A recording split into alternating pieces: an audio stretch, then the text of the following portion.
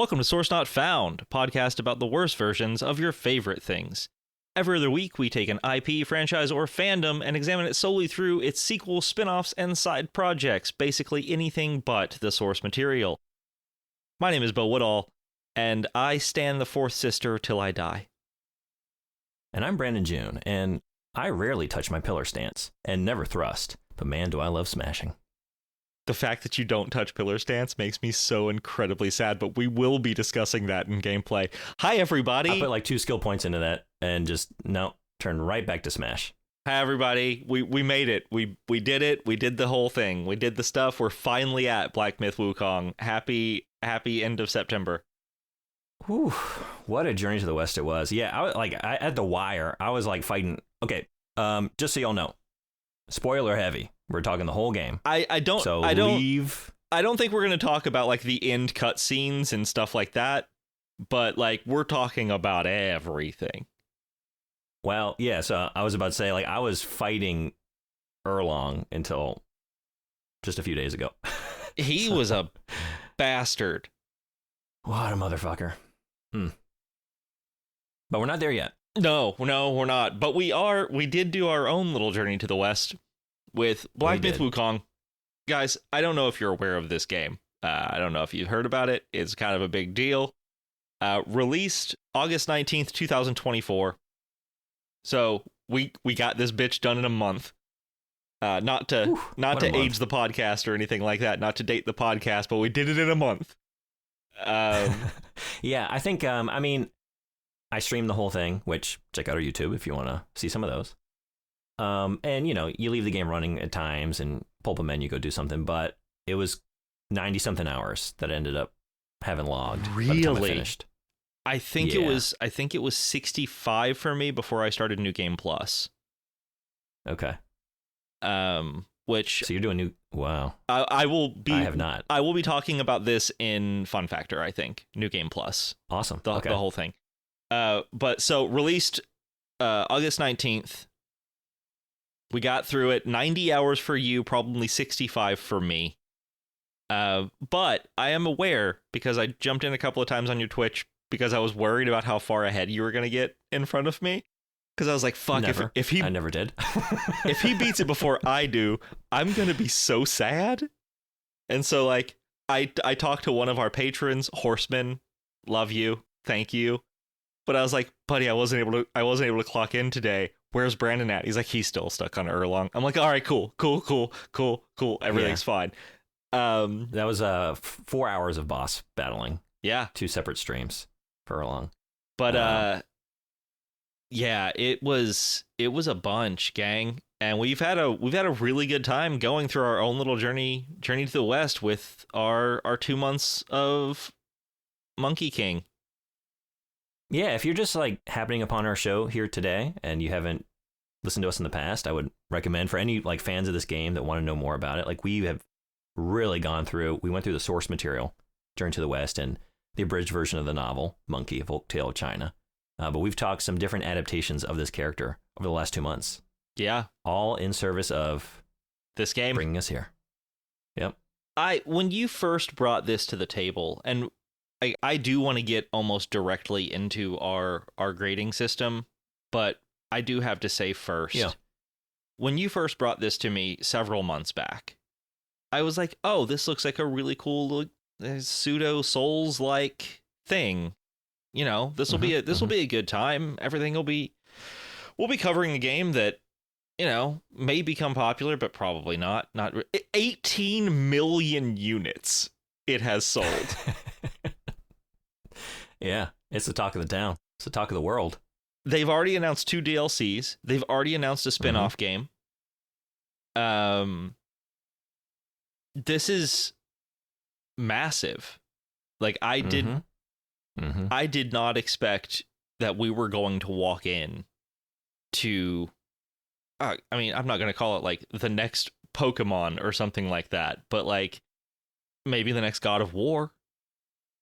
Like, yeah, and there's a lot of similarities with that series for sure. I'm talking about just general embracing of the the stories, of the concepts, of the characters, and all of that. Like, this is I could see I could see the Destined one, quote unquote, going down as like the next Kratos.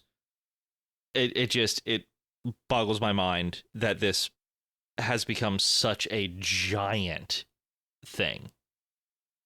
Yeah, I mean, I brought it up in the past. I was already a big fan of this character, and a lot of the media surrounding the Monkey King. So I was in, So I couldn't like judge it objectively, like in the lead up to the game. Like I was so excited, like I think this is going to be great, but I wasn't really sure. Like, would it be a hit? Would this be like one of those moments in the gaming space where like it feels like everyone's playing this, everyone's talking about this, kind of like with an Elden Ring. Yeah, when that came out, like this is the around the water cooler game that people are discussing. This isn't the zeitgeist, but for it to be that and just such a huge moment for China, for like Chinese gaming, China's game industry. Like obviously there is like already an established gaming industry in China. Sure. And there are some humongous games coming out of China, like the MiHoYo-verse, right? But this is one like I think everyone is keenly aware of its source being China because it is so culturally coded, right? It is dealing with Chinese mythology, Chinese stories.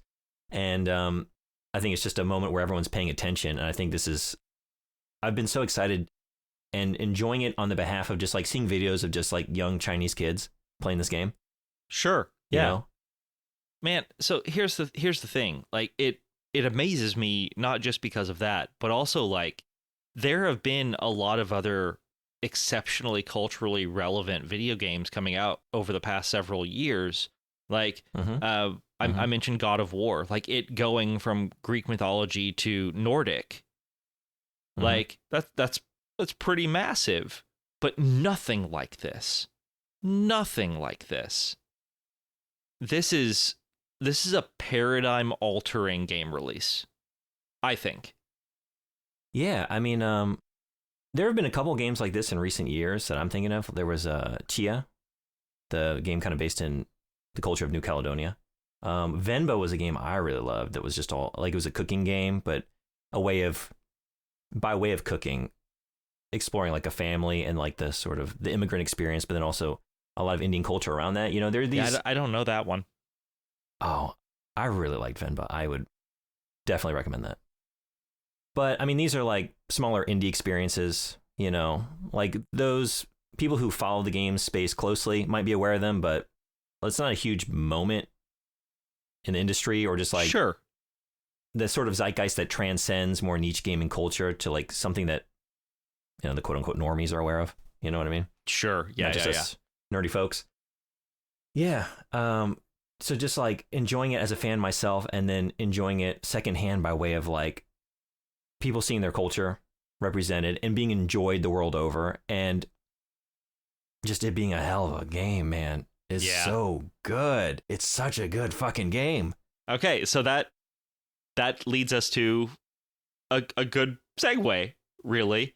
Yeah. If this is your first time tuning into a video game episode on Source Not Found, we have 5 areas of examination we cover. We've got narrative structure, gameplay, visuals, sound, and fun factor. And then at the end, that becomes a score out of 100. Each round, we score it out of 10. 2 times 10 times 5. Math boy, 100. You're on it. There it is. So let's leap right into narrative structure. Do we want to start? I think we should start with scores first and then our defense, because I feel like this game there's just too much for us to start with our defense or what we want to say and then into the score. I'm realizing, shoot, 10 scale. I accidentally rated this on an 81 point scale. I will because straight up. Yeah, I needed it to align with like Taoist, like the perfect number multiplication. You know what I mean? There's like these numbers that embody like infinity. Anyway, it's an 81 out of 81. It's a 10 out of 10 on the narrative. To just jump right in. There was a brief moment where I thought you were going to be like, oh no, I judged everything on an 8-point scale again, Beau. We're I went back. We're back 6 months old. It's fine. I'm back on my bullshit. Asshole. So a 10 out of 10. No, yeah. Yes. I have no negative criticisms of this game as a narrative experience. To me, it is perfect. How about you? 9.5. Okay, so you're right there. I had one problem, and that was I didn't. Again, a 9.5. This is massive. I don't think we've done a game that is as narratively cogent as this game. Never. No. It's usually because we end up playing a lot of LJN bullshit on the NES. But I mean, even like Castlevania 64, like... a game I love, but let's be real. The only reason this got docked 0.5 points is because there was twice that I had to look up what something was. And that's with... I played it in English the entire way through. Yeah. I mean, obviously, I kept the subtitles on because just in case sound gets wonky, you want to make sure you can understand everything. But I was unfamiliar with the fourth sister until that chapter, and so I had to look that up. And the celestial deities that we get to hang out with in the scroll, I was pretty unfamiliar with them and didn't get a lot about their story. And I get that this game is not about their story. And if you go through and look at all of their like portrait storylines and stuff like that, you get the backup. But that was it. Like, that's the only negative thing I can say. I get that. I have a thought on that, but I guess just to like set it up real quick. Yeah. We imagine most of you listening have played the game, but for those who haven't, man, incredible opening. But basically, you start out playing as Sun Wukong at the end of his journey. Yep. And you get to see it throws an interesting twist on the end of the novel, because we end that novel with everyone sort of ascending, reaching various Buddhahoods, or like completing their task and being on the good side of heaven, and then to like come into the scene like the Monkey King facing the celestial court, like the denizens of heaven all rallied up across the clouds.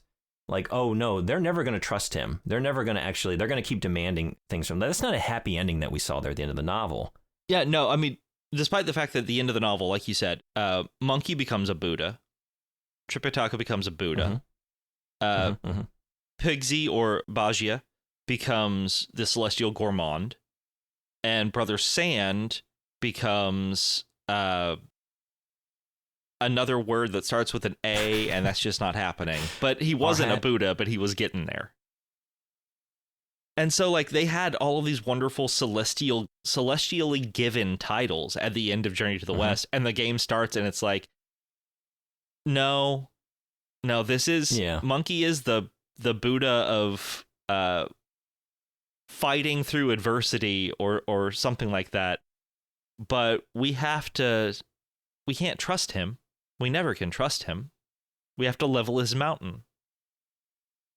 And even if you take that happy ending on his face, you play it out really, and it's like, well, what is the end goal of even the quote-unquote happy ending? It's like, well, Monkey's brought into the fold and is now a servant of the court, a servant of heaven. So he's still going to have to do their bidding, and he's not the type to want to do that. So it always led to this. We never had anywhere else we could have gone. They were going to make him a horse groomer again. Who knows? But it's like, it's a fucking awesome, man, one of the best openings. Yeah. In any game I've ever played. Very just good. Like the seamless, like zipping out on the cloud. It doesn't give you too much. You're not like given a lore dump. You're just like thrown into this scene. But I would imagine, like, it's hard for me because I'm familiar, but I think anyone jumping in like gets the stakes immediately, gets enough dialogue in that scene to get invested and kind of know what's going on. But we play that out. But basically, aside from the opening scene, we are not playing as Sun Wukong. Sun Wukong is gone. We are playing as a descendant, another monkey from the mountain, who seems to have been reincarnated. We later learn is basically Monkey's mind, one of his senses. There are 6 senses, and we are going on a quest. We are going on our own journey west to sort of collect the other 5 relics, other 5 senses of the great sage. His craving eyes, his fuming ears, his hubris nose, his envious tongue, his grieved body. And assembling the parts of Monkey that, if you get the secret ending and sort of explore all the connections with Erlong. At the end, you find out like this was sort of a plan that they had cooked up together for Monkey to sort of like fake his death, really, or not, well, to actually die and be sort of like broken apart into these various relics and be reconstructed later on secretly, I guess, to sort of get around heaven. So, to like kind of make them think he's gone. Is that it? Because I had a different take, and maybe I didn't understand the secret ending as well. Yeah, I might have it wrong. Because I got both endings. Yeah. I wanted to see both of them. So I beat the last boss, and then I went back and beat Erlang, and then the last boss again, so I could see both endings, right? Mm-hmm. It seemed to me that as opposed to Sun Wukong wanting to come back or like fake his death and get out of the eyes of the celestial court, instead it seemed like he wanted to make himself into an idea. Like there would always be a Sun Wukong if there was someone to acquire his relics.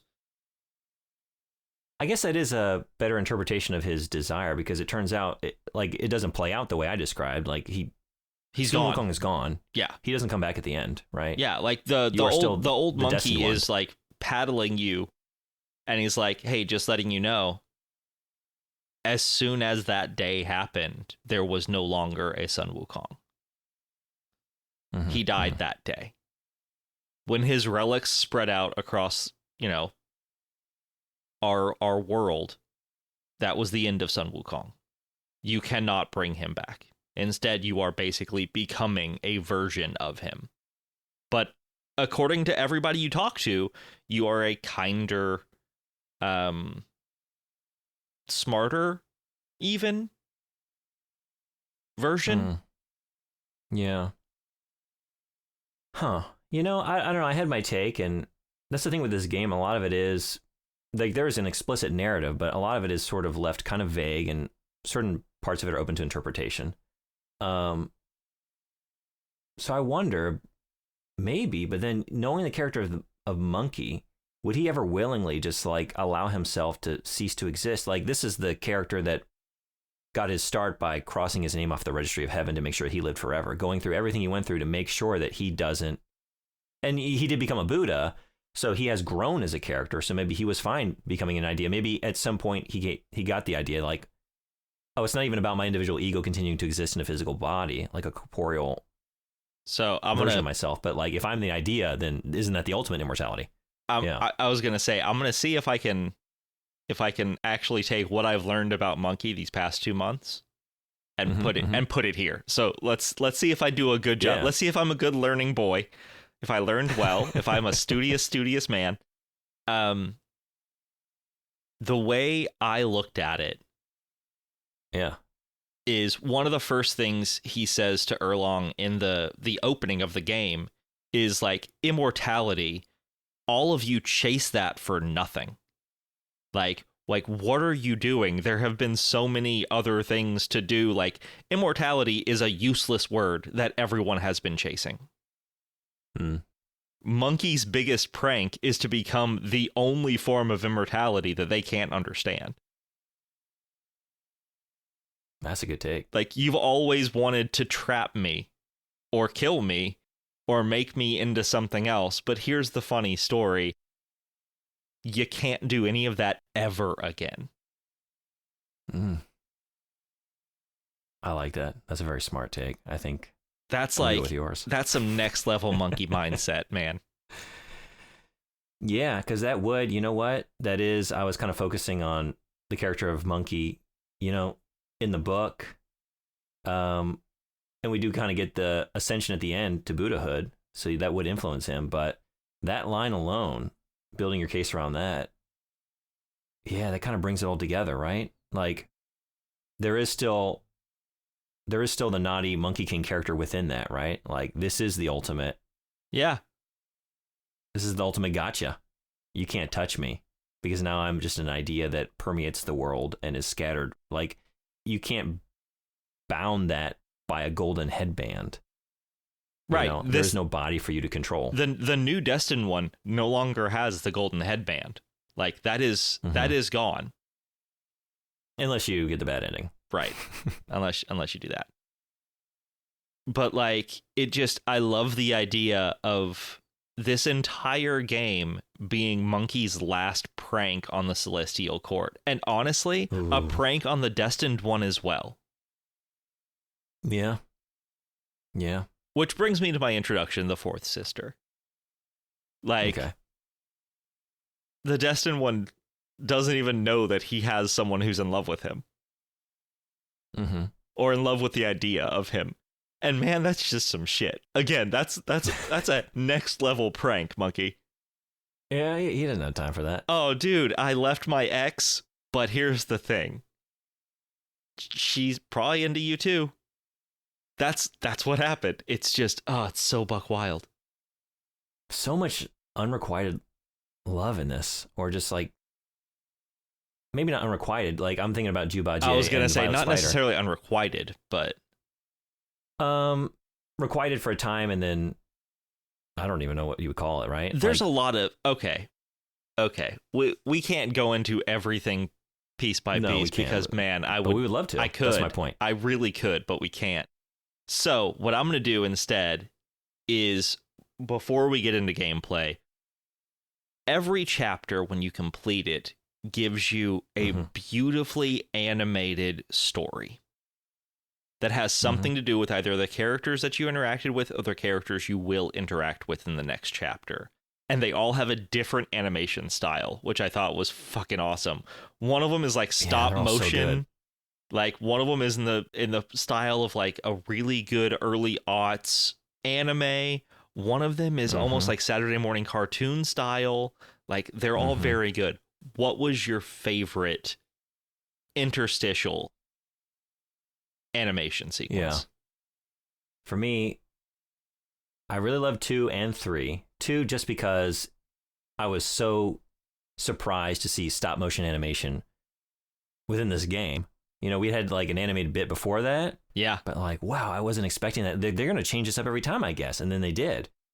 And it was like appropriate thematically. It like, when the horror hits at the end of that, it hits little story hard. There, it hits real hard. It, like the blood splattered across this little stop motion diorama. But I think I can't choose anything other than that nonsense at the end of chapter 3. It is, and to kind of, I wanted to circle back to a previous point you made. You can miss stuff in this narrative. Like a lot of FromSoft games, like the Souls series, you know, you have to piece some things together yourself. It is kind of on you to read journal entries and look at like, not so much item descriptions in this game, but, you know, similarly, like you need to look for narrative threads scattered around the world and piece stuff together. This game is a lot more explicit than anything in that lineage, but there is some of that going on. So that animation at the end of chapter 3, it does add depth to some characters that you've met in your main journey. And it does have implications for that and your relationships with them. But also, it functions perfectly as just 4-minute short film. Yeah. Completely, like, to go in without any context, you could watch this. It communicates mostly just visually. There's no dialogue, really, until the very end. The conversation between Jin Tianzi and Huang Mei, Yellowbrow. And just so many of the journal entries and the various aspects of the narrative, why it's a 10 out of 10 for me, is that when you meet an enemy on your path, you get a journal entry about that enemy. And it's going to add layers to how you perceive them and how they function in that world. But even if you just happen upon this tale in a book of fables or folklore, it would also function just as a perfectly concise and complete narrative. Yeah. Like a couple pages of just like the rise and fall, or like a moral imparted or stuff like that. So for me, it's got to be 3, because that, above all the other end of chapter segments, it's just such a perfect sort of fable, like story, a morality lesson. It's horrifying. It's animated beautifully and horrifying, like grotesquely. Yeah, and definitely it's got grotesquely. Killer music. That's it for me. Sorry, I kind of rambled there because I love it so much. But how about you? Okay, so correct me if I'm wrong, but chapter 3 was the Oceanside Village. Yeah, sorry, I didn't set that up. Okay, I just wanted to make sure. That washes the sort of elephantine, big, beached creature comes into this poor village.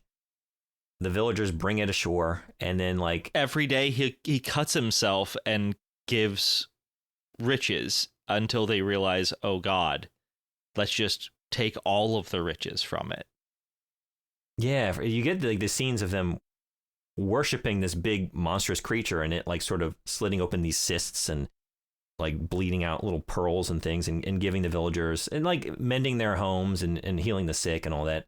And you get like a sort of like, oh, it's being deified. And then one person in the crowd just can't contain their greed and just like rushes forward and hacks it open, and it starts spilling just copious amounts of like pearls from its innards. And then everyone goes crazy with greed, and you watch them tear this creature apart. Like really, it's really rough. grotesque. It is a like rough ripping watch. its jaw and like tongue out and like hacking off its limbs.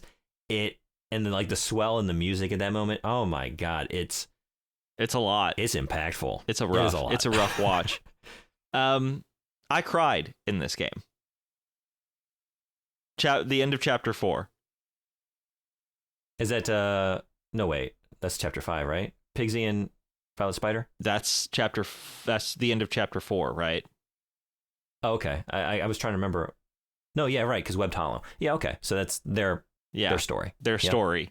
Just it's beautiful. Like two monsters learning to love one another in their own humanity and in their own monstrosity, and then being separated by a quest that has to be like, it just, man, just, it was very beautifully animated, but also kind of almost realistically animated when it came to the monstrous side of the spider, especially. Everything else was just very kind of cartoonish, but when the monster versions of them were animated, unless Baggio was like a cute little pig man, they got very so cute in that animation, very realistic and grotesque and monstrous. And it was just so sad. Like, it is. Like, I didn't cry, especially because Baggio is also hot, apparently. Like, yeah, damn. Did not know that. I didn't know Pigsy was going to be hot. Yeah, I don't usually see that side of him. Although he is adorable in this game. Not hot, but he's so cute. Yeah, so that's what I was getting at. Like, it's not unrequited. They have a history, but then fate sort of intervenes and they can't connect like they once were. They're both turned monstrous, you know. But just the last scene of Pigsy, like, looking over the cliff down at the village and, like, wanting to go to her. Then he looks behind him and like, there's Tripitaka and the rest of the crew waiting for him, and he just kind of trots off to join his party. Like despondently trots off. Like, not even like I'm excited to go, but just like, I have to do this, but I don't want to do this. Yeah, I'm bound by loyalty to this quest, to this endeavor. I can't. I have to forsake you. It hurt, man. It hurt real bad. That's the thing that kept surprising me through this, was how much I invested in these characters. Sometimes you only meet them for a brief time, you know, and you get this massive stable of interactions, of gods, of Yaoguais, of monstrous demon characters, and like denizens of heaven, and all these different characters that have such a vast and rich history that you can read about and learn so much about and be overwhelmed by all this information and just like sort of revel in this rich lore and world, and know that like the narrative is so clear and like the emotional beats are so well established that you don't need to read everything to understand it. You know, something like a FromSoft game, you really do. Yeah. Like, if you don't read the lore, you don't know what the fuck's going on. This, like, to me, it's perfect because it does what those games do so well, which is enriching the world by way of lore and giving the player agency and allowing them to decide how much they want to engage with a narrative, and giving them the tools to like piece things together themselves and construct, you know, their own sort of idea of the narrative and leave some things open to interpretation. But those games can be very obtuse, and this isn't a criticism of them. I love the experience. But this one, like, it does that, and at the same time, if you don't read a single journal entry and just play it start to finish and just swing your cudgel around, you still get damn near everything. You will still understand the stakes, and you will be invested in at least some characters along the way. And that, to me, is like the best of both worlds. I got rid of my 0.5. It's up to a 10. I just realized that I had a dream. I've had dreams about this story, and the last time that happened was like Breath of the Wild, maybe. Like this game has, the story of it has done something to me, and I didn't think about that aspect of it. So I'm gonna, right now we got a 10 and a 10, which I don't think has ever happened. You know what? And I just, man, 10 out of 10, we've only talked about things we've loved. Man, there were 200 journal entries we could have, like, I would have been happy to do a 10-hour read a podcast few of them, about, but you like, know what I mean? And we haven't even talked about like what they do with the characters from the novel, with the source material. Yeah. You know what I mean? There's just so much there, but like, that's the thing. Like, I love this take on Pigsy. I love the introduction of Pigsy. Like the way the camera kind of zooms in, you get this like foreboding music, almost like this intense music, and like you think he's going to be this big monstrous creature, and then he's like this little, just adorable, he's a little guy, little pixie guy, just hops over the rim. We also oh my God, didn't even discuss some of the side stories, like the four Luong brothers, like, oh man, which is so absolutely beautifully tragic story. Just, there's so much there. There's so much there that you can take the time to go through and look at. That, like, I'm probably going to start this game off fresh after I do a new game plus. Because I really think that this is a game I could probably play for a whole year slowly and just take it all in. Yeah. Like, very carefully read every journal entry, take notes on where certain things are found and why they're found there. It's just a fucking masterclass in that sort of storytelling. Again, 90 hours. Yeah, I think a lot of those hours, actually, I didn't end up reading. I ended up reading a lot of the lore, actually, after the fact, kind of late, because I was streaming and I didn't ever want to like take extended periods to read. You know, I was trying to like make an engaging stream, and then I just kept getting backed up. But like, actually, the last couple of days leading up to our conversation today, like waking up, having my coffee in the morning, and just reading the rest of the lore was just such a good start to my day, right? Just like, did you just, we don't have to read it necessarily, but were there any entries that just like have stuck with you? Honestly, even just like some of like the lesser Yao Guai.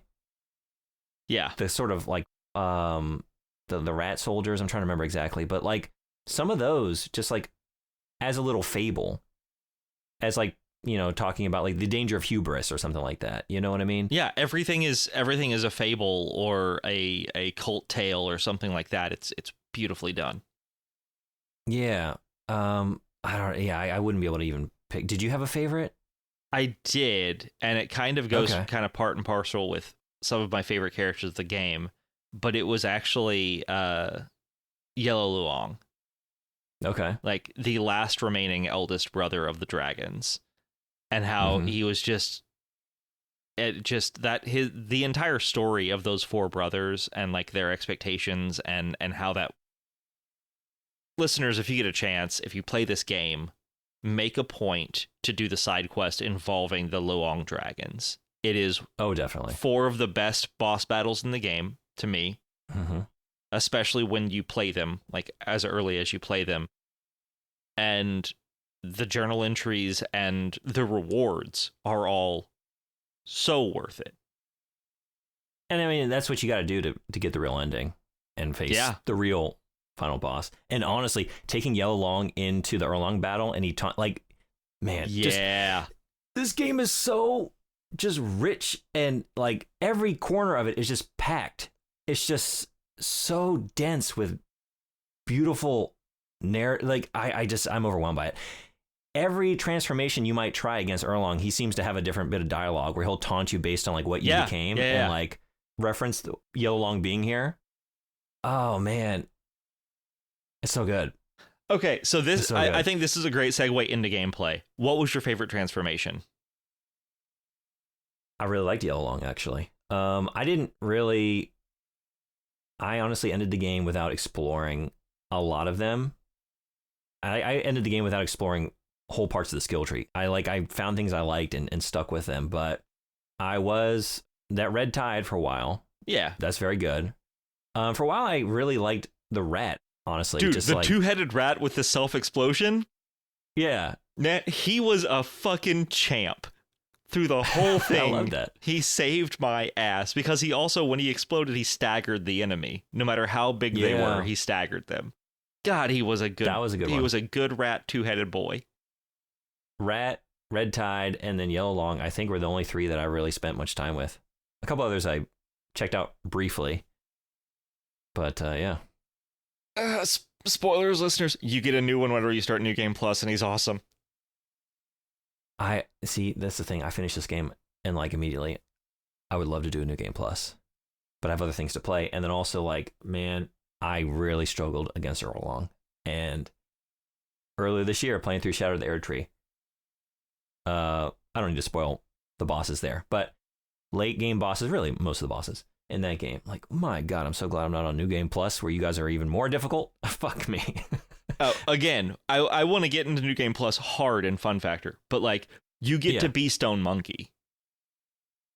Yeah, I need to do it. It's neat. I just like, I'm waiting for the DLC, you know, it's like, I'll maybe take the DLC on at the end of this initial journey, and then once that's done, go back into New Game Plus. I got you. Maybe. So gameplay. But yeah. What do you think? I gave it an 8.5. I did too. Yeah. Yeah. The thing is that itself is an average of some things that are 10 out of 10, and then some things that ended up being kind of, I don't really want to say quite mediocre, but underwhelming. So I think we should start with the underwhelming. Okay. Invisible walls. Fuck me. They're everywhere. I'm so tired of that. They're fucking everywhere. Yes. This doesn't look like a linear game, but it is, at least until you get to like chapter 4, late chapter 3, early chapter 4, it is pretty linear.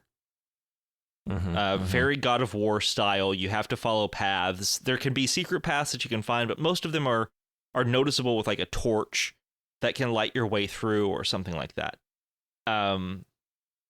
My biggest knock for this entire game is the traversal. Yeah, it's not great. But it is great. It's just not as good as the rest of the game. Like, I can get why the invisible walls are there, but they also give you the choice of, I can instantly port back to the last shrine. Transporting between shrines is super, super easy. Like, traveling through the world is pretty easy. But there are two big knocks against it that make it less than great, and that's the invisible walls that will just prevent you from falling to your death most of the time, which I appreciate, but at the same time, let me fuck up. And the other thing is the lack of a map. For some of the bigger worlds, like Webbed Hollow or World 3 after the Turtle General, I would have loved a map. I'm not gonna lie. If I had a map, I would have been checking it all the time. Yep, and there me were too. moments where I kind of wish, like, I don't know, where am I within this? I wish I could just check something here. But I wouldn't knock it for not having a map, because the thing is, like, there are a lot of branching pathways. There is a surprising amount of exploration, which you might not expect given, like, the first leg of the game. It really opens up. But it ultimately, once you hit World you are pretty 3, contained. Well, I mean, honestly, even once you hit World 2, it opens up a lot. World 1 is very, very linear and kind of self-explanatory. But once you get out of those forest pathways, prepare to get lost once or twice. And by once or twice, I mean 20 or 30 times. Right, but even the process of getting lost, like, it's because you have a lot of pathways that are nodding into themselves and branching out here and there, and you know, connecting in surprising ways. But it's always like pathways. It's always like pathways through the mountains or through the caverns. It's rarely like a big open space that you can run around. There are some of those. If there are, they're normally like the prelude to a boss fight.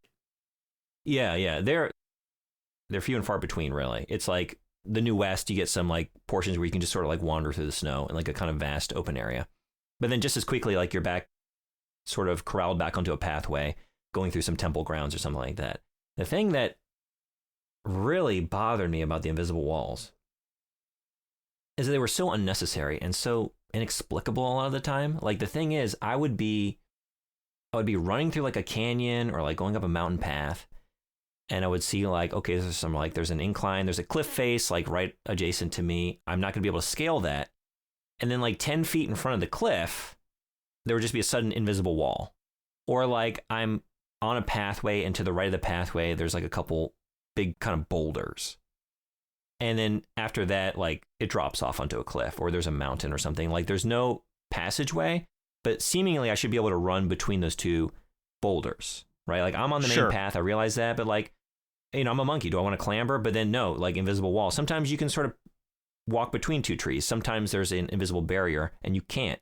And there's no warning about where it's going to be, and there's no consistency to it. Sometimes you can just run up to, again, it's inexplicable because there's a natural termination point in all these levels. There's always like a wall or like a mountain, a cliff, a boulder, something that you're not going to be able to scale anyway. And then they'll put an invisible wall in front of that, so you can't even like bump up against it or like try and jump on top of it or get close to it. You're suddenly barred like further passage, and it's very abrupt and jarring.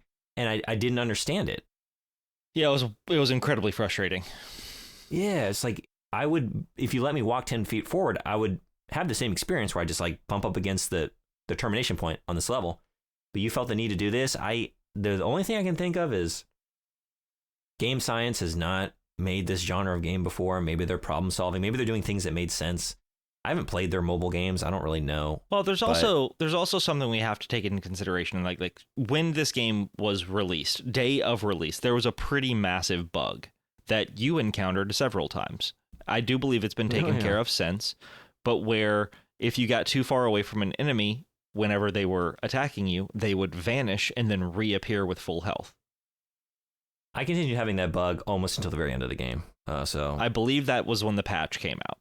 So like they are actively working on this game. I don't think the invisible walls are going to go away. Maybe they will just be more efficient. Yeah, that to me was like there's bugs and there's like design choices. Sure. You know what I mean? I guess my thing is like maybe the reason they did this is because, and we'll be getting to this in just a second, they made such beautiful landscapes that a cliff face would not let you see those. I did wonder, like, it was constantly like I'm looking at the high fidelity of this game. Like it's gorgeous. This is the trade-off, I guess. It's a beautiful world that you can't touch a lot of the time. You have to stay on your path. You have to look at it from afar. And again, like so often, I did not feel like the Monkey King. I didn't feel like a regular fucking, not even Destin one. I didn't feel like a regular monkey. You know what I mean? Like I can't climb on anything. Right. Yeah. Like I got to just walk on this pathway. So the exploration, that was very poorly done, in my opinion. Yeah, we agree on that. But everything else, outside of that, everything this game does well. It does so well. The combat is a 10 out of 10. The hitboxes are so good. Going from playing something like Elden Ring, where every now and again there are some combat situations where a hitbox just does not fucking make sense, where all of a sudden I can dodge a sword slash by a hair's breadth, and the game actually takes that into consideration. Like, you know, a lot of games talk about, especially when you talk about FromSoft games, they talk about get good. This is, for me at least, this is one of the ultimate get good styles of boss battle games. Like, oh man, yep. If you can't figure out what timing is, you're absolutely fucked. It is a series of very difficult and very rewarding challenges that, you know, like speaking of Elden Ring, it is often finding the rhythm, you know? Yeah. Usually like a boss or just like enemies will have a rhythmic series of hits, and then like, oh, they look like they're reeling back and they're going to let go, they're going to charge forward or whatever, and then they do something else, or there's more of a delay than you would expect. and it fucks with you, and you got to learn that rhythm. And I felt like 90% of this game was that, where like the rhythmic patterns were so elaborate, where like things never hit when I thought they would. But it made sense visually. Like there were always cues. Like it wasn't things hit when you didn't expect them to because the game was designed poorly. It was things hit when you didn't expect them to because the characters were attacking when you didn't expect them to. That's what I mean. Yeah. And not that it's designed poorly. And it's designed so well that like there would be a rhythmic series of like attacks from an enemy, and I would like get into my sort of dodge rhythm. And then like I would sort of assume, or like based on what I'd seen, like, well, now I should dodge here. And the bosses or just enemy attack would be so perfectly aligned to like hit me right after my dodge. Like they accounted for when they baited me into dodging and they punished me. You know what I mean? Yeah. And it was that a lot. Such well-designed encounters. Every time. I mean, you know, you could go, and I do have a question in Fun Factor that'll bring back to this about the boss battles. But other than the pitfalls that they made with traversal, it is hard for me to find something else to be mad at about this game. Because there's one other thing that I want to mention before we move on to visuals, and I think this is something that you'll agree with me on. The fact that you can, from the ground up, at any time in the game, for no cost or no punishment, completely redesign your character. Yes. Is so fucking cool. Like there was no reason for them to have to do that. Like that was just fun. Nope. There was no reason they had to include that at all. It's just neat. It's one of my favorite choices in any racing game. Like when I was streaming Shadow of the Erdtree earlier this year, I remember at some point using something. Someone came in my Twitch chat. I was like, "What are you using? What are you working with right now?" It's like, "Oh, I got this weapon here." Like, oh, I can't wield that. I don't have the skill points for that, and I'm all out of larval tears, so I guess I just can't do it. Like I never ran out of larval tears. I don't respec that often, but just like remembering that in a game like Elden Ring, where there are so many options, so many ways to play the game, and I get it. There's like a narrative reason. Like everything in that game is tied to something like within the world, but like from a game design perspective, like you want the player to experiment, but only to a certain point. Like you can only do it so many times, so you can change your build up. And then you just got to kind of be happy with what you have, or just like find a way to get more larval tears. Like there is usually a way to get more of something. I don't really know the deal on larval tears, how easy they are. You basically have to farm them if you really want to get more. Yeah. You can, it's just, it takes some time. But just like playing this, and there are like limited options in terms of like you're always just using your cudgel. There aren't like a bunch of weapons to choose from. But you do have spells. There are these massive. Well, yeah, there are spells. That's what I mean. Like I'm just comparing against Elden Ring. Like there's just weapons for days. There's so many different ways to play that game. This one is definitely more contained, but massive skill trees. Like what you do with your tools, you have different stances. You have different spells, and you can like get all of these different ways of like, do you want to invest in like more focus points and really upping your critical hit chance and like charging heavy attacks? Do you know, like how do you want to play the game? Or do you want to focus on your magic? Like, do you want to increase your spells efficiencies for whatever spell, or your transformation? Or do you basically just want to make yourself hardier, faster, better defense, better protection against things like poison, burn, shock, shit like that? Like, do you want to go all around better, or do you want to focus on very specific things? And the only thing preventing you from trying something, experimenting with something, is the time it takes you to go to and do it. The shrine. And just do it. And you don't even have to respec completely. You can just pull off as many skill points as you want from any skill tree and just pop them onto another one. It's so easy. It's so friendly to just like try something. I did it constantly. Like I told you earlier, I didn't ever fuck with thrust stance. I never really did much with transformations. Like it was always immobilize, cloud step. But then a lot of times, like, oh, you know what? This is going to be a spellbinder kind of battle. Just pop off the skill points, take them off of immobilize, throw them on a spellbinder, and get right back into it. Yeah. And then if that's not going well, you know what? Pull them off of that. Let's try a different spell. Did you, like, what was your favorite spell? I gotta know. So, favorite spell. Man, my normal layout is Immobilize, Cloud Step, Pluck of Many, and the two-headed rat Gwai. Yeah, we had the same then. For the bulk of it. But therefore, a good quarter of the game, I was just doing Spellbinder and using nothing else. Mm-hmm. I'm doing something different in New awesome. Game Plus, but I haven't figured it out yet. So, keep you posted. I think Immobilize is one of the most satisfying spells I've used in any game ever. And it's also one of the most disappointing things when an enemy doesn't take it. Oh God. Like, the thing is, like, having those stakes. All of a sudden the enemy is like infinitely more terrifying. That you're like, oh fuck, this spell doesn't work on them. They can absolutely wreck my shop now. And it's like, no, it's fine. Chill the fuck out, dude. Like, just get back into it. Yeah, so basically, for those who haven't played, Immobilize is a spell where at any moment when facing an enemy, if you hit Immobilize, they just freeze. In the middle of whatever action they're doing. Sometimes you get an enemy that can block it. Sometimes, if you're anything like me, you choose to deploy it right as they're phasing out, or they're like in the air. Into the air, and then you just freeze them 20 feet in the air. And like, God damn it. And it hurts. It hurts because when you're That's up when you against need a pillar difficult stance, boss, like, baby. you need those 3 seconds to just wail on it. Like, let me get something off this health bar and, like, I don't know, have a moment to breathe here. And when that goes poorly, and that can sometimes, that's it. You know, it's all over after that. But like the mini game within the combat encounter of looking for the perfect moment to either immobilize or use Cloud Step to just like, oh, this boss combo is coming for me, and then whoop, I'm just zipping out behind you. Yeah, Cloud Step is basically like a form. teleportation dodge that leaves a duplicate behind as to like draw aggro. And not as satisfying to me as immobilize, but almost equally satisfying to just like be 6 inches away from, like, you know, that enemy's fist or blade connecting with your head, and then just, oh, you just zip through them as a cloud, get around the back and just kick them in the ass.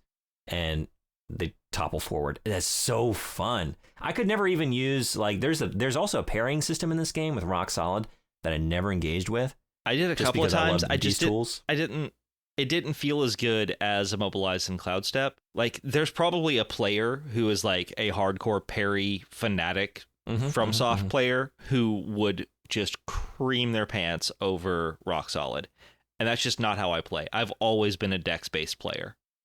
Like, that's how I work. But there is something so incredibly satisfying about maxing out Pluck of Many, where you summon, I think, 6 or 8 duplicates of yourself, and they help you out for like 10 to 15 seconds. And we can use some of the spells we're talking about. When you max them out, they can summon up Immobilize. And so you immobilize and you just wreck shop, and then you back away and do a charge attack, and all of a sudden the enemy's immobilized again. You didn't cast it. And it's like, you're in trouble, my dude. Yep. But yeah, such good spells. And like, that's a fun reference to, again, the original novel. Like, using Monkey's powers and seeing what that looks like in a game, and they are fun. They are awesome to use. It's also a great callback to the Forbidden Kingdom. Sure. Yeah. That's something I like calling back to and remembering and thinking about. So before we're going to hop right into visuals, but I do have to say, there's also a very cool healing system involving the gourd and what you can put in the gourd and what sort of soaks you can have in the gourd. There's a relic system. There's so much you can do with this game. It is crazy. Yeah, this thing, we keep talking about our favorite aspects of, like, say, gameplay, and we're talking a lot about combat, but no, the skill tree, the upgrades, like some of the best, most satisfying upgrades, like choosing what to infuse your gourd with, choosing what gourd to use, and then like making a lot of interesting, tough decisions. Like, oh, do I want to heal 35% but have like 4 soaks and have all these passive benefits? Or do I want to go for a 50% heal, but then I have fewer soaks and maybe it's going to drop my critical hit chance, or and some of the soaks like, all are these... so wildly OP, and it's so great. Like, one removes all status effects. One gives you a chance to not actually use a charge of the soak or of the gourd. It's so good. But I love that, man. Just kill an enemy and get into mind core. Peak excitement. Like, oh my god, that's 3 out of 3. I'm going back to Shoe Dog. Getting another celestial medicine. Yep, it's time to med up. That was great. Going back to like the hangout spot, and then you got Shoe Dog there. You got everybody there. Shin Monkey, Shoe Dog, Chin Long. Yeah. And Yin Tiger. Chin Long, like giving him seeds and then being able to harvest those, coming back every like half hour or so, and just being able to harvest all the seeds that you had growing in the meantime. And some of those medicines, like I burned through every medicine I had, I feel like, trying to take on Erlong, man. And just, you're never completely out. Like, you can always go farm and wait, and you will get the materials you need for that amplification pill that you need. But at a certain point, like, they start to go real quick. You know what I mean? Especially those enhanced tiger subduing pellets.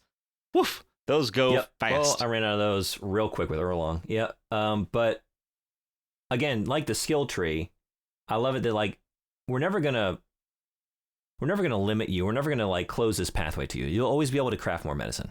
You'll always be able to find what you need. But we're gonna find the balance of like, but there's gonna be a stress there. These are limited. They are time consuming. Definitely to craft or to farm or to wait to harvest. And having that stress on the pill, like I like having to make tough choices to walk into the Erlong battle. Like, man, I have been eating shit for 90 minutes. I don't feel very good about this. Am I using my last amplification pellet, or am I just gonna save it? What am I saving it for? I guess let's do it. The worst is when you use that last amplification pellet and then you walk in and you're like, fuck, I mistimed my first dodge. Oh, you know what's really great? You use it and then you immediately get your fan going, because found out that's the way to kind of delete Erlong's shield. So you take your pill, you walk into the arena, you set off your little tornado, and it just fucks off behind you and exits the arena off into the great unknown. Like, well, shit, I guess I'm doing it without you this time. Oh, perfect. All medicined up with no twister, no fan to go. Sight. Wonderful. Yep. All right. Oh my god, I love this game. Let's go visuals. Okay, what'd you give it? I was iffy on visuals, actually. I gave it a 9. I did too. 9. I don't have a lot to bitch about, honestly. Just some frame rate issues. Yep. That's about it. Like, I didn't, and the camera on Captain Y's voice. But supposedly they fixed that in a patch. But like the bigger bosses, the camera can get wonky if you try to do some weird combos. It can. Yeah, sometimes I ended up inside of an enemy and didn't know what I was looking at. Or just like I'm looking from the interior of a rock into, I don't even know. There was that performance issues for sure. I was playing on PS5, as were you, right? Correct, yes. So yeah, I had a lot of stuttering. Particularly when I'd been playing for a while, or like brought it out of, well, I was going to say like brought it out of rest mode, but no, even like starting the game fresh, I still was encountering that. Just a lot of that late game, I felt like a lot of times looking at an enemy from afar, I could see a lot of dropped frames, like their animations were jerky and stuttering and I never had that issue. Interstitial frames. If I had something drop, it was because I was in the middle of combat and the frames were just like, oh fuck, he's moving too fast. That happened, but like sometimes like, spying an enemy from afar and just like, oh, I'm watching you, and that stuff doesn't really bother me too much, but it was noticeable. One thing that was noticeable that I didn't like, the game is gorgeous, very high level of fidelity, and yet there are just lots of places where it's not. Like you'll be walking through these temple grounds or like through this mountain pass, and it's like, it's so gorgeous, you know? The leaves, the trees, the snowfall, like the way my cudgel that I'm holding out to my side is making its own trail through the snow or the sand and displacing the snow and the sand, you know? And then I'll just like come around this corner and look down at the mountains. And then I'm looking at like the muddiest low res texture I can imagine just stretched across the mountain right below me. Well, or like you're not these supposed rocks. to look there, Brandon. Jesus.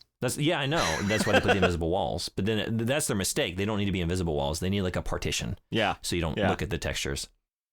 Yeah, I saw that often. It was like a baffling choice. And it's very jarring because the rest of the game is so beautiful that like there are a lot of places. Honestly, I would often walk into a place and just, there was a lot of texture pop in. You know, you kind of like run, if you're running full force into a thing, you get there before the textures do. And there's like a split second where you get the low res and then everything pops into place. And a lot of times I'd be looking at something like waiting, like, okay, when is it popping in? And it didn't, because no, that's just how it looks. And so it wasn't like, it's beautiful, but it's not fully consistent. You see a lot of the threads, a lot of the stitching in this world, in this game world. And I had to knock it for that. Yeah, I get that. So I know I've been asking a weird question every time we've had a category. And I'm going to keep doing it because we love this game so much. Yeah. Do you have a favorite boss or enemy design? Visually, not gameplay wise. I do. There are some like really gnarly, just monstrous creations. Yeah. I mean, I was going to say mine's Scorpion Lord. Scorpion Lord. Oh, that's a good one. Like he is the wildest version of like a bipedal scorpion kung fu artist I've ever seen. And I really like the Dusk Veil a lot too. Dusk Veil is a very good choice. That is a boss battle, like, especially the way it comes in. Like, oh, I'm just playing Bloodborne now. Yeah. That's damn near what it feels like. Yeah. That's a good one. I was thinking like, am I thinking of the captains? Captain Void Illusion, Captain Kalpa Wave. Kalpa Wave. Void Illusion you don't have to face. He's the dead one. Okay. I'm trying to remember now. But like just some of the more like grotesque sort of abstract, not abstract, but you know what I mean? Like Kalpa Wave was weird, the blood-based one. He was a little weird. Yeah, that's what I'm thinking of. I like some of those I love weird monsters, you know, and I was pleasantly surprised to encounter, like, there's just such a great breadth of, like, just Yao Guais that are like, oh, okay, we've got like a rat guy here, just like God, speaking of weird monster guys, the fucking Yaksha King design is so good. The music, the visuals, just the color palette, like all being in the flaming mountains and the red and the, oh my God. All of a sudden you're in a hellscape. Mm-hmm. It is a horror movie and it is very good. Yeah, I want to say like I hated going through the hellish pagoda realm, but some very good creatures and environments in there. Yeah, the weird lantern dudes. Yeah. Man, it was just, I loved, nothing failed to hit. Yeah.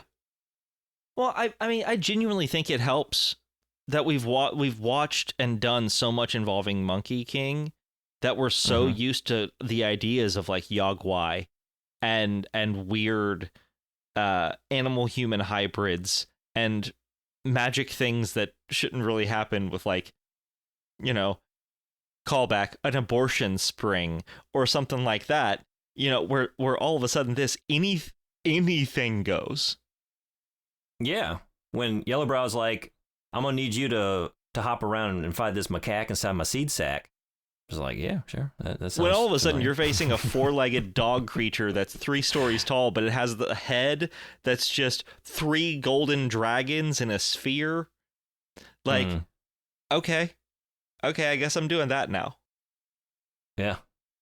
Yeah, a very good range. It all hits. It's all good. And I don't think it's a complaint. Like, you get a kind of video game stock assemblage of biomes, right? Sure. Here's your old growth forest, the mossy trails.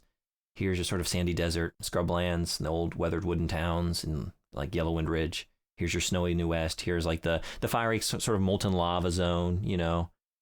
Here's down the halls of the spider sacks. But it all looks great. And yeah, it's not a complaint. I think it's just like why it's not a 10 out of 10, aside from like the bugs and sort of performance issues. To go back to Elden Ring again, like Elden Ring showed me things I've never seen before, you know? And I don't need every game to do that, but like truly architecture and like constructions and worlds and sky and cityscapes and all that like I would just marvel at and just stand on a cliff face looking at for minutes at a time. You know what I mean? And no, this game doesn't quite do that. It's all very pretty and it's very appropriate, right, to go through these places and you're following a certain journey. And I like visiting all these locations. And, you know, some of them are more unique than others. And again, I mentioned the Pagoda Realm, and there's some like really awesome stuff. I love going through the temple grounds in the New West, you know, just like there are great locations. And then just some sort of like, I hate to even say like stock, because they're not quite, there's nothing bad about them, but they're not just the 10 out of 10. Like this isn't a 10 out of 10 forest. You know what I mean? When I'm like running through that initial level. Like it's very good. It's very pretty. I feel like I'm in the woods. I have a question for you about that in a second. Yeah. Once we get through fun factor. Sure. Sound. I think we both have a very interesting take here. Did I have an interesting take? It was just 10 out of 10. 9.5. Okay.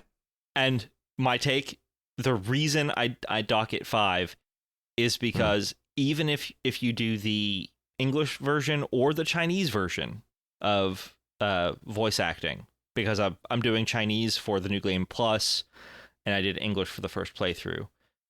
Yeah, I played it in Chinese. I haven't really. There are times the dialogue drops off almost entirely, and it's replaced by sound effects and sound. And it's just a bug, but it's enough. Like I wanted to just do a 9.75, but I couldn't. I get that. That really frustrated me a little bit.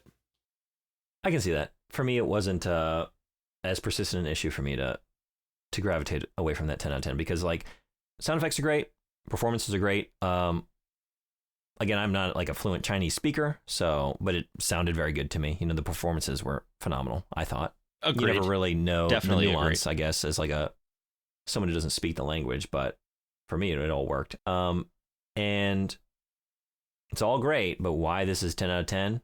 Without question. Fucking music. That fucking music, man. Holy shit, man. We got to play some. I don't even know. It's just all so good, and it's such a range. You get like percussion and chanting and traditional Chinese instruments like the sanxiang and the guzheng. And it again, like you can get like really haunting, slow stuff, and then it just like can ramp up to just outright horror. It can instill you with like getting so fucking amped up.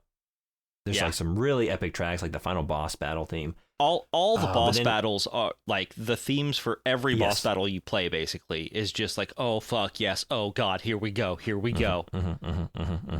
What are you gonna start with? What are we gonna play for our beloved listeners first? Ooh, let's okay. We mentioned it earlier. Nonsense. My favorite animation, the end of chapter 3. So we kind of described them finding this creature, bringing it into the village, and then just imagine all the villagers, if you didn't watch it, ripping this thing apart as this plays.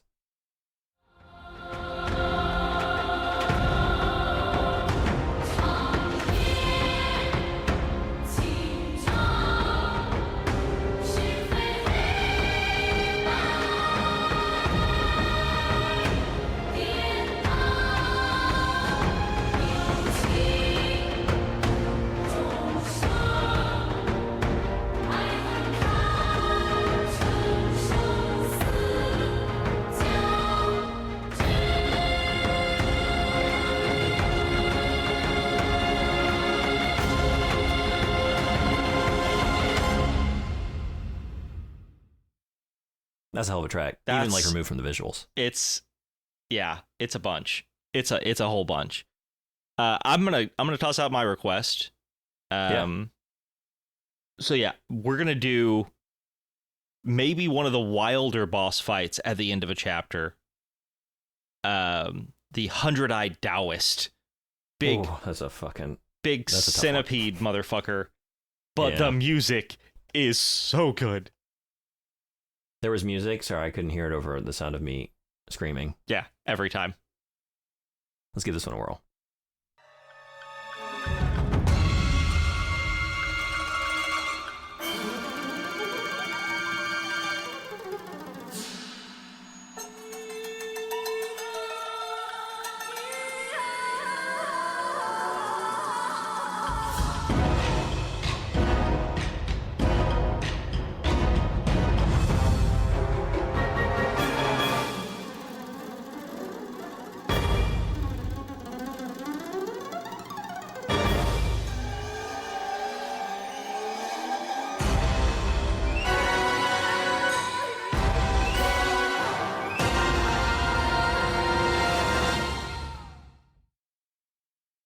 That's incredible to me. It's like haunting. It's terrifying with like the wailing vocals. Yeah.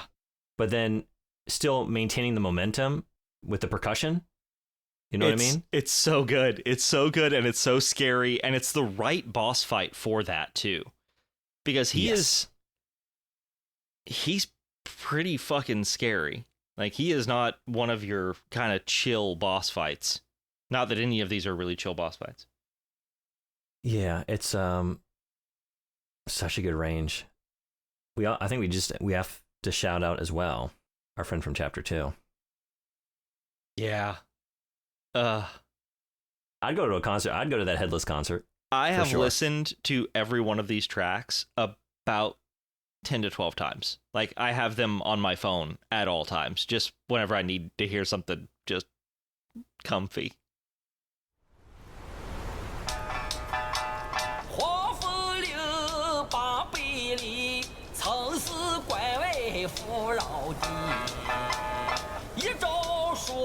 贫困起，午夜朝起庙嚷起。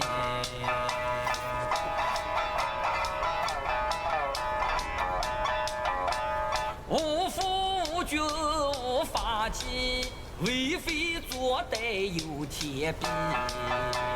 修得大圣皆佛力，邪风一丝也惊奇。哪知不测其祸。 I want you to narrate every journey I'm ever on. West, east, north, south. If he releases albums, I will purchase them. Like happily. I don't care that I don't understand the language. It's just wonderful. Point is, folks, music is good. Some of my favorite video game music in recent memory. Yeah, mine too. Like again, you know, we've talked in the past, like a 9.5, 10 out of 10 for sound in a video game are songs that you remember. Mm-hmm. I don't speak Chinese, but I remember the lyrics to some of these fucking bluegrass songs from chapter 2. Like, I remember some of these percussion hits and some of the horns, and like, damn, it's all so good. Mm-hmm. I don't have much more to say other than it's almost perfect. If the dialogue didn't drop off those couple of times that I've been playing, it would be a 10 out of 10. The voice acting is phenomenal. Everybody seems to be having a good time. The sound effects are good and present and not jarring. And the music is elevated. Monkey felt like Monkey. Yeah. At all times. That's it. Tubaje felt like, you know what? He felt like Pigsy. Everyone just, their performances were all stellar. They were good. Yep. It's all good. Okay. I think we know what we're dealing with now. So what do you got for fun factor? It's not going to surprise anybody. I've had mostly good things to say. I gave it a 9.5 for fun. I gave it a 10 out of 10. Okay. I almost did. Honestly, like, I didn't like the invisible walls. Depending on the day, they frustrated more than others. Sometimes it was just fine. But I got to account for those. And honestly, much of the game is very linear. It does finally open up in the final chapter when you go to Mount Huaguo. And you finally get your cloud ability and can just zip around wherever you like. And conceptually, I really like this end of the game. You're flying around. You finally have amassed all of your monkey powers. And now you're collecting the final armor set and getting Sun Wukong's cudgel and all the rest. Yeah. and you're flying around in this big open world and just looking for these encounters. You're tracking down these animals, you're fighting a giant deer, a giant rhinoceros. You're looking for the fung-tailed general, the giant cricket, sort of like hiding in the trees and trying to clamber on its back and grab hold and ride it around. So many of these things are great conceptually, but then what it is in practice is a kind of sparse, ultimately sort of boring, big open zone that's sort of like, feels like the game designer saying like, hey, I know we had you on the pathway until now, so here's your open area. Play around here. But don't try and take these abilities elsewhere. Don't try and take your cloud anywhere else through the game. You're just going to do it here. This is your place to play around. And what do we have for you here? We have some great, as usual, great encounters in the woods here, like in the lakes here. But aside from that, there's like 30 hippos. The same hippo encounter like 30 times. There's just not much there. Did you not take on the poison chiefs or the last of the frog boys? No, I did. That's what I'm saying. Like there are good encounters in that area. Oh, there just weren't a lot of mobs. Good. There just wasn't a lot. Period. There's like these little arena areas. There's like a lake and there's a clearing. But then what else am I really doing here? Like I'm just kind of flying around this zone, and there's not a lot. Like you can sort of track down the areas where they're hanging out, and some things are more like noticeable than others, but it is a lot of just like searching around methodically, looking for like, did I miss anything? Like really scouring this place, but not because the place is visually interesting or like guiding me towards things so much. It does guide you towards like the main areas that you need to go for like the progression. There's a lot of like hidden smaller encounters there. You know what I mean? I felt sort of underwhelmed by that. I did. And I felt disappointed that, like, how amazing would it have been if you had given me that cloud and allowed me to take it back through the base game, or like, not the base game, but like the rest of the game. And I know, like, would it break it? Yeah. But then you could have designed it to like, just like to give me abilities. And the same thing goes with like getting the final armor set and getting to do that really satisfying fourth focus point easily just by charging up to it. Right. You know what I mean? That was amazing. And to be like so excited to take that back into the game, and then I couldn't do it, was disappointing. Like, you give me these tools at the end of the game, but then they're just for here. So I guess how I looked at it, and the reason it doesn't knock it for me, is because almost every chapter you gain something pretty massive. Like, whether it's the help of Bajia, or whether it's one of the spells, or you know, the Guanyin scroll itself to be able to go and hang out with your boys. I just thought that it was a nice thing, and maybe this is me being polite to game science for. Maybe I pulled a Brandon here, and I was very happy with their ambition. But like having this linear game and being like, you know what? Let's try a sandbox. Let's give them something, because I mean, honestly, for me, the entire chapter 6, it was still linear. Just the mode of transportation was different. Like, you were still pretty good locked in. Especially when it comes to the things you had to see. If you wanted to take the time and hunt down all of the other secret stuff, of which you didn't have to do to get the secret ending. Right. That's just for you. I'm pretty sure I got everything, though. Did you get the giant Shingading? Shangalong? Oh, yeah. Man, he was something special. That was an amazing battle. Yeah, I'm so glad I didn't miss that, right? There's like, again, there's some phenomenal encounters in that area. I just thought, as an area, like you mentioned, sandbox, it didn't feel like a sandbox to me. Maybe a sandbox with no sand in it, or I don't know, like a sandbox, but you don't have any toys to play in the sand with. Like, you do, you have your cloud, but like, what is it? Like, what did it really amount to? Again, I loved it all on a conceptual level. Like, yeah, I'm glad you tried it, but y'all didn't really do much. Like, there was stuff of interest there. Like, that rhino battle is one of my favorite battles in the entire game. No, he didn't impress me too much. Really? I loved it. I loved trying to time it perfectly to charge my heavy and flip forward and get it right on that horn right during a charge. You know, like just sort of like within the encounter pillar game of stance, trying to knock the horn off. Yeah, pillar stance. It made life so easy on knocking that horn off, man. Oh, okay. Well, the way I did it was very satisfying. Just like finding the perfect timing, and boom, there it goes. You're staggered. Of those four, the mantis was a bastard. That was tough. Yep, he was a cool, rough boy. He was, but it was a cool encounter.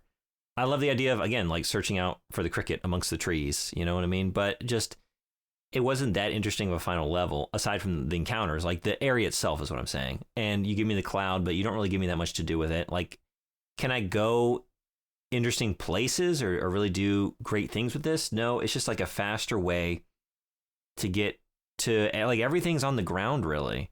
You know what I mean? Like, I'm elevating, I'm getting up to like, I guess like it sounds like you're asking for them to make a separate game for the last level.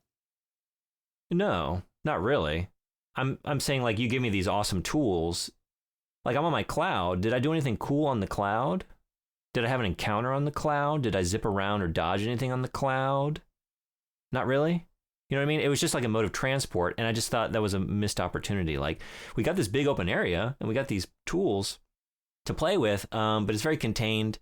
And I guess I just mean, like, it wasn't none of it was bad, but it was a little underwhelming to just, like, for them to, at the last leg of the game, try to shake up the formula a little bit and to it not hit, like, actually, for me to leave that final open area and be like, you know what, the game was better, more linear, more contained, more concise, more focused. Like, when you tried to take on too many things at once and open it up and give me some more tools, it sort of lost focus a little bit to me. Yeah, I could see that. Momentum. I guess it's a small thing. I looked at it like I couldn't use the cloud in combat as Sun Wukong. Why should I be able to now? I mean, even just like something where some like set piece moment where I'm like on it and something's like shooting at me and I'm like dodging fire, you know, just like, I don't know. Even if it was just like a cutscene or something like that. Maybe a glorified cutscene, I would have been cool with that. Just like some set piece, because there are some really good, like, we mentioned how all of the challenges hit, like the boss encounters, but you do get a range of, like, you get the encounters where you need to learn the timing and just get in there and get good, and then you have some like easier, more set piece boss battles. It's a good range. So something along those lines. I don't know. I just like, if I leave an area thinking about what it could have been as opposed to just like being overwhelmed by the beauty of what it was, then it's not a 10 out of 10 to me. Like, that means, like, if I'm thinking about what else it could have been, it didn't satisfy me on a level. Like, if it left me wondering what else it could have done with that, you know? So that, and just like the invisible walls and the performance issues, yeah, it did detract from my fun just a little bit, not too much. 9.5 is just about as good as it gets. I guess and maybe this also goes into how I don't play as many video games as you. I play them for the show, and then I play a couple every now and again for my own pleasure. This is the first game I think I've ever played that I jumped directly into New Game Plus. Mm-hmm. And I have been on a fucking revenge tour, baby. It's been I've heard it referred to as a victory lap. It's been incredible. I'm like probably halfway through chapter 2. I have not died a single time. Oh shit. I have also stopped using pillar stance.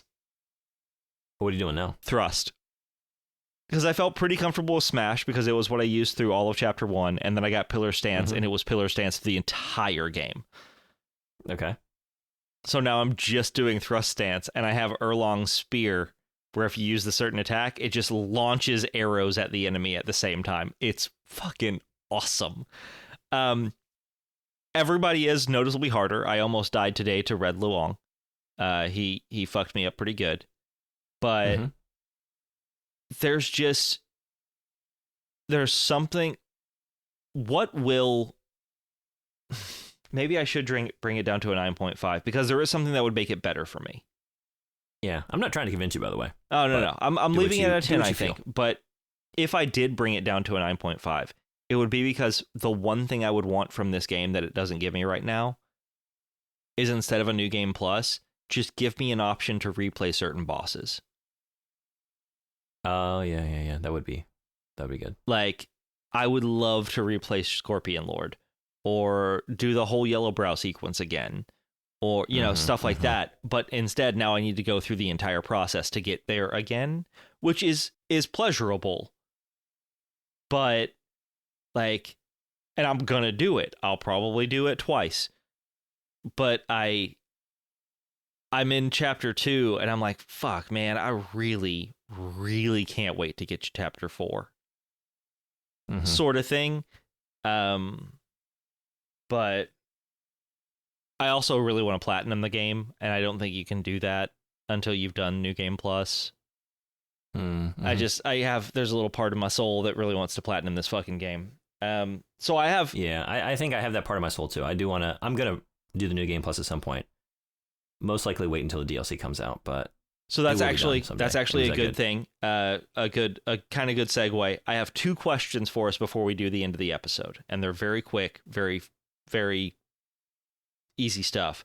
1, what were your top bosses that you played that felt like they changed gaming for you, or this game for you?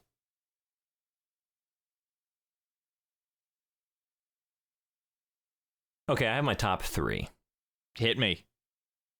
Do you have, like, we could do a thing where we... I also have a top 3. Okay, should we go from 3 and head towards 1? Yeah, go ahead and hit your 3. Number 3, end of chapter 2. God damn it. The fucker, the wind sage. Wind sage, right? Yeah, yellow wind sage.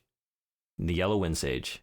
That was the first one. That was like the big skill check for me going through the game. Like up until then, I had some tricky bosses, a couple like moments of difficulty, but that was the one like, oh, buckle up for a couple hours here. My first problem solve. My first skill check is also my number 3, and that is Black Luong. Oh, okay. Yeah.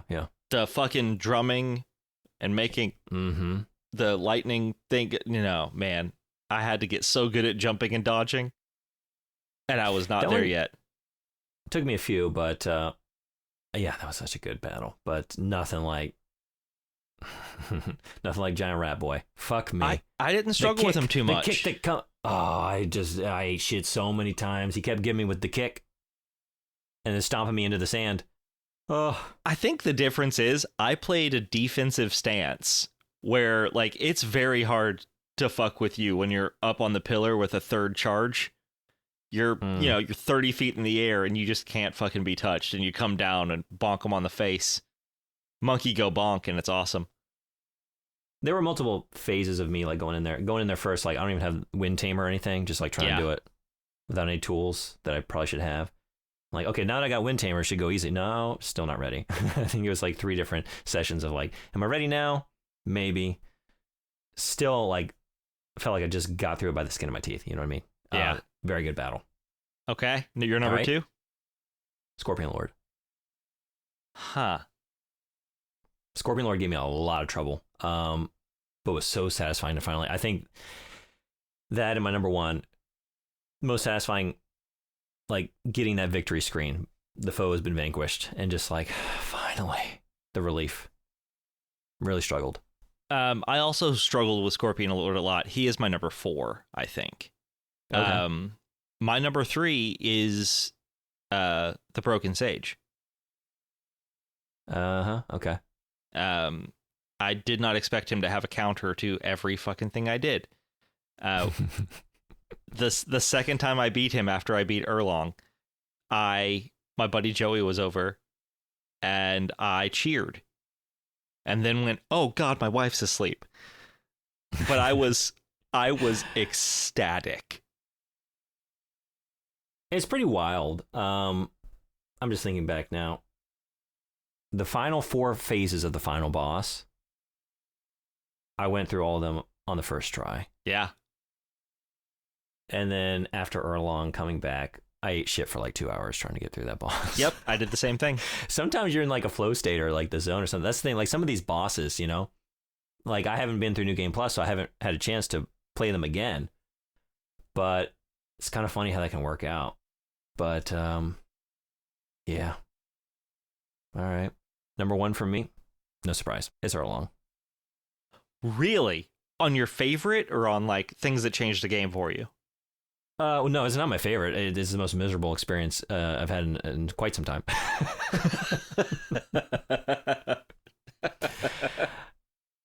It's so fucking hard. It's so hard. And in the midst of it, it's hard to appreciate because a lot of it feels so cheap.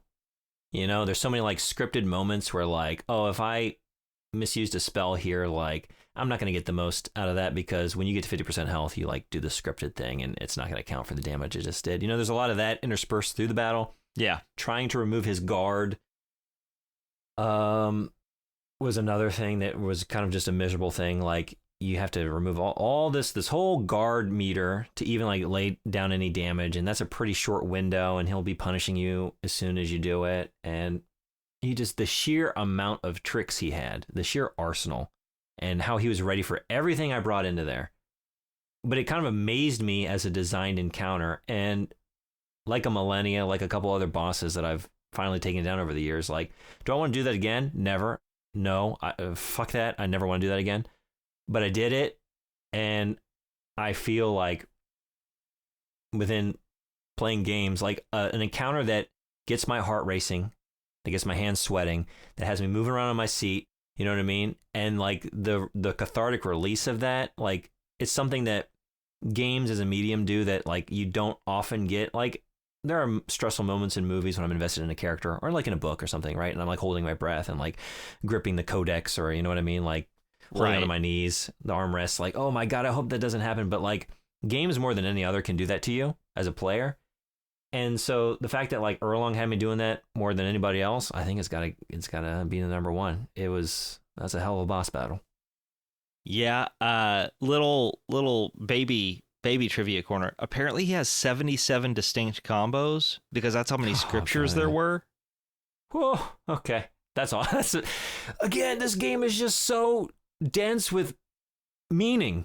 Yeah. You know what I mean? Like everything, like isn't the number of bosses also 88? Aligns? Like there's 81 bosses 88 or 81 or something like that because there's also like the number of Bodhisattvas or something like that. It's wild shit like that, right? Yeah, it's buck wild. My number one, not super surprising, is Yellow Loong. Yeah, that's a tough one. I tried to beat him at like level 55 or 60.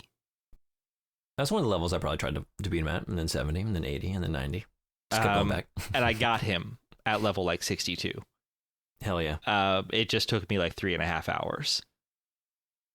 And it felt so good. I bet. But like you said, like there's a level of cathartic satisfaction of being like, I have been busting ass. My heart rate is through the roof. I am probably not healthy right now. I haven't touched the bourbon I poured because I have been so fucking involved.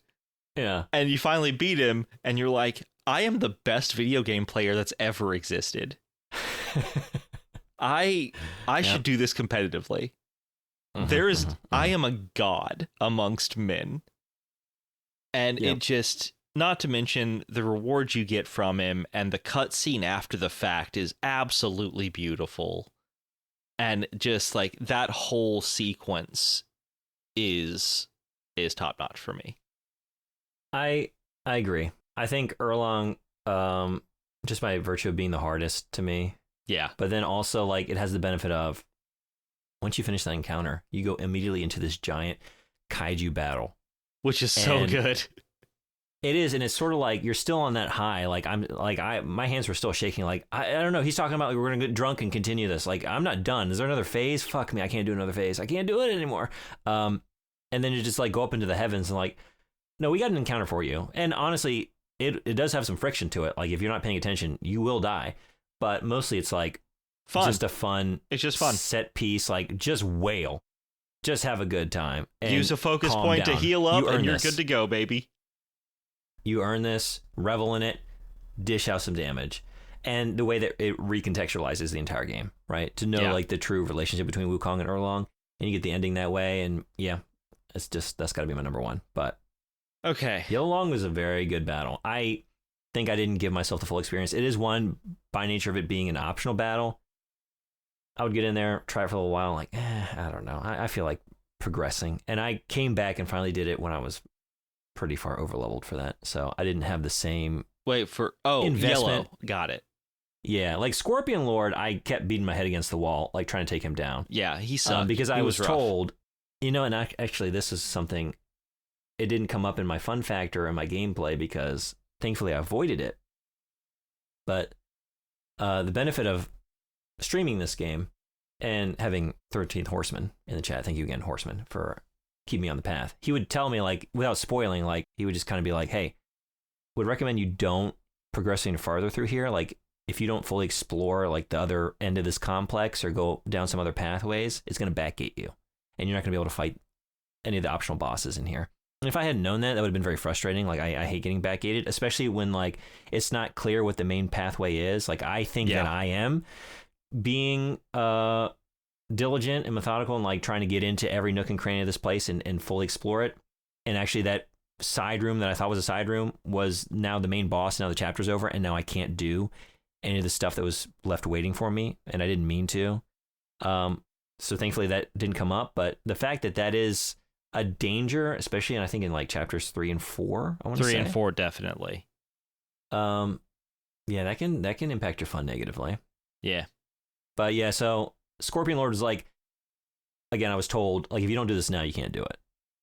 So I had to kind of like just get good on that one. Whereas like Yellow Loong, like, you know what, I can go play 20 hours and come back, and you'll be waiting for me. So I'm gonna go do that. Yeah, I'm just a stubborn little bastard. I get it. I was like, no, you can't. No. I'm a monkey. You can't fuck with. No, I want your Loong Pearl so I can make my new staff that's good with pillar stance. You fucking come here. So last question. What's next? What do you want to see in the DLC? I have one thing, and one thing only.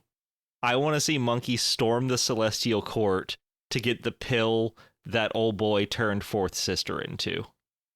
I want a full-on jailbreak. Give me some Ocean's fucking 11 Sun Wukong style into the Celestial Court. I think that would be a really good time. Not to mention you could see all of the other characters mentioned in Journey to the West. Maybe you run into Tripitaka because he's a Buddha now, and he tries to talk Monkey out of it. That, just storming the Celestial Court seems like such a good fucking time. Plus it resets your it easily resets your growth because you're not against like Earthbound Yagway anymore. Right. That's a good idea. I like that. I think I'm going to use my moment here. I'm going to use our platform, what platform we have, to raise awareness of a cause that I feel passionately about, actually. Justice for Sandy. Where the fuck is Sha Wujing? Yeah. I was Everybody's very here. The concerned. gang is all here. Sandy is always getting left behind. Nobody gives a shit about Sandy. No one does. I want Sandy. I just want to see what he's supposed to fucking look like, because the way he's described in in Journey to the West is grotesque, and I want to see Brother Sand.